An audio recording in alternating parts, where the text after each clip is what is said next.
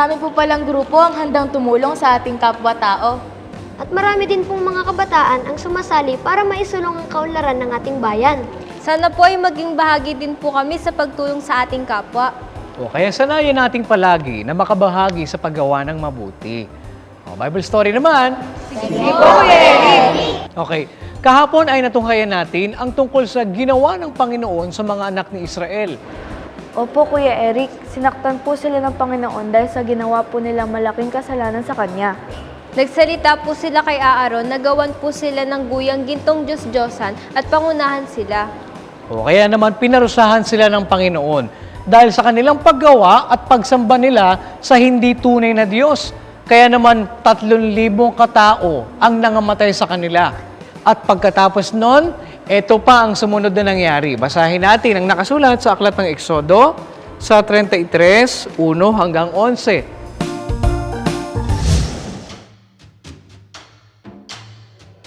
At sinalita ng Panginoon kay Moises, Yumaon ka, sumampa ka mula rito.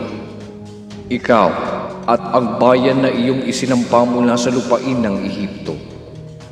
Napatungo kayo sa lupain na aking isinumpa kay Abraham, kay Isaac, at kay Jacob, na aking sinasabi, sa iyong binhi ay aking ibibigay, at aking susuguin ang isang anghel sa unahan mo, at aking palalayasin ng Kananeo, ang Amoreo, at ang Heteo, at ang Perezeo, ang Hiveo, at ang Jebuseo.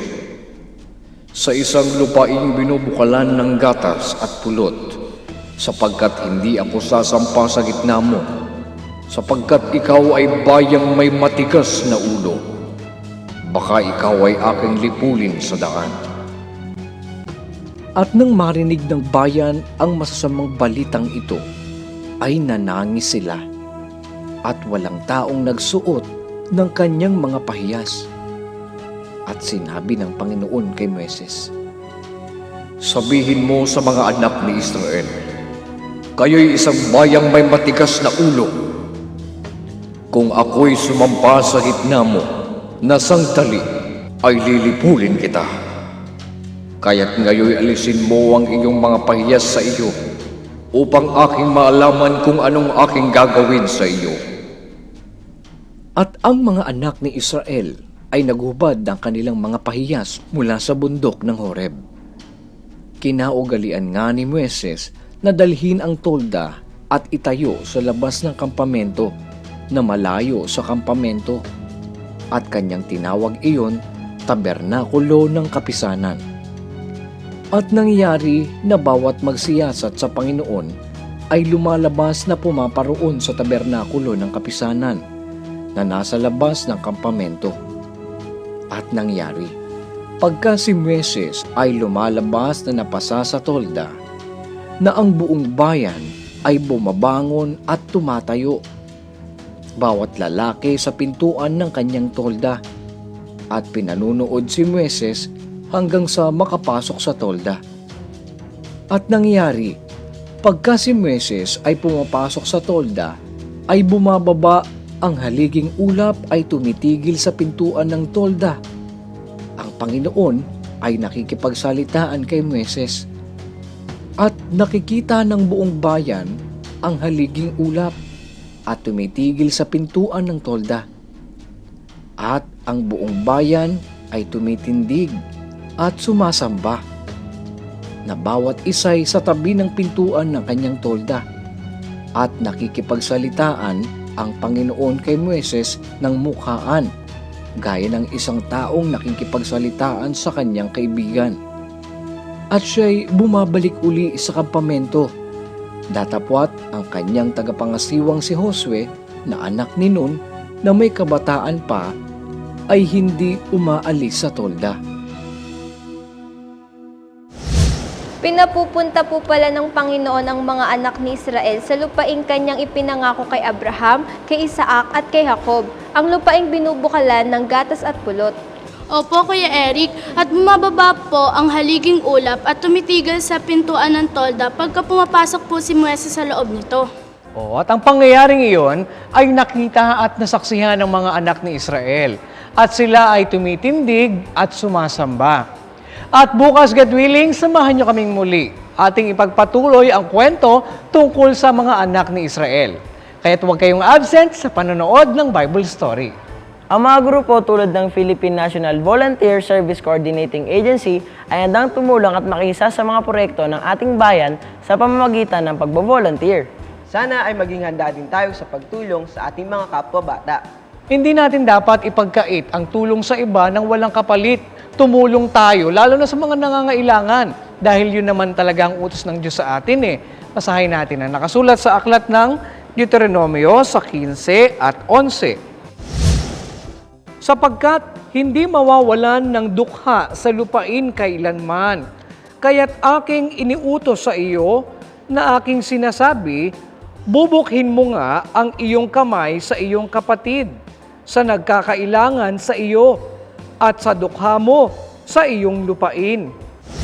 Alam niyo ba na ang pagtulong sa ating kapwa ng walang kapalit ay may magandang epekto sa atin at sa ating bayan? Ano-ano ba ang mga epektong ito? Yan ang aalamin natin bukas kung loloobin ng Diyos.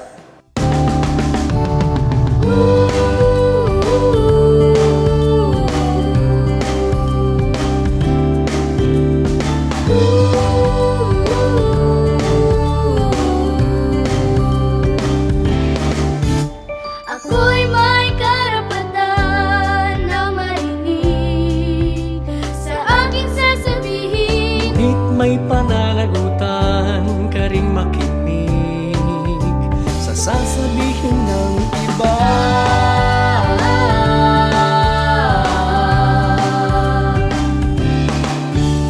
Ako'y may karapatan sa edukasyon upang maglumaking mangma. Pero dapat naman na ika'y magsikap sa iyong pag-aaral.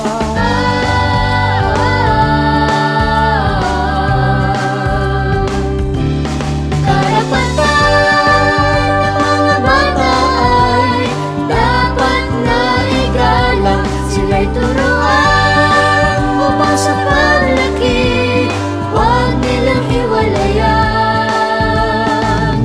ang mabuting daan.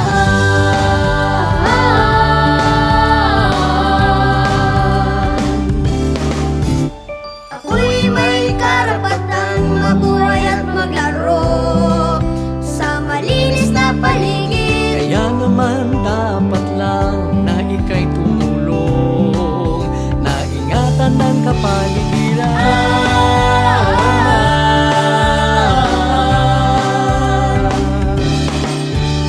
Ako'y may karapatan sa kalusugan at baligtas sa panganib. Huwag mo ring kalilimutan na maingatan ang kapwa mo kabataan.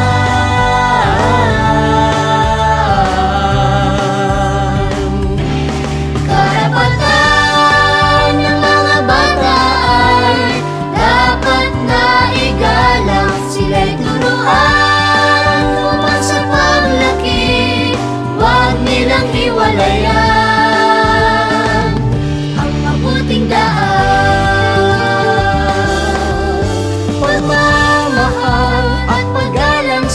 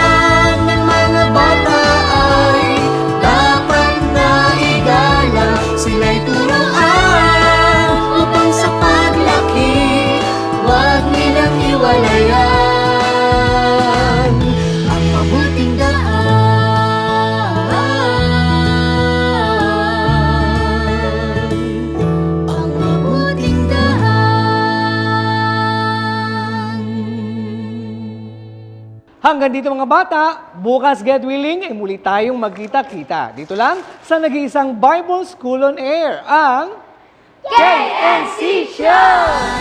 KNC Show, noticias while we grow. Sa tulong ng ating Diyos Ama, isipan ay magliliwanag. The KNC Show, noticias while we grow. Sa tulong ng ating Diyos Ama, isipan ay magliliwanag na.